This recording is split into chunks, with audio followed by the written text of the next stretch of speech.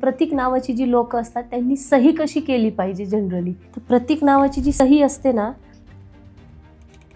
जर अशी सही करत असतील प्रतीक नावाचे लोक, त्यांनी अशी सही अजिबात करायची नाही. प्रतीक नावाच्या लोकांनी अशी सही केली पाहिजे, ठीक आहे. किंवा प्रतीक नावाच्या लोकांनी अशी सही केली पाहिजे. म्हणजे हे खाली 2 डॉट अजिबात द्यायचे नाही आहेत.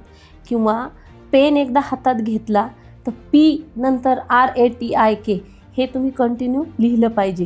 मग तुम्ही त्याच्यात आर जो आहे तो कर्सिवसुद्धा घेऊ शकता. आणि हे के जो आहे त्याची लाईन आपण जी लांब करून घेतली आहे त्याला व्हीनस लाईन म्हटलेलं आहे. यामुळे तुम्हाला पैसा वाढेल.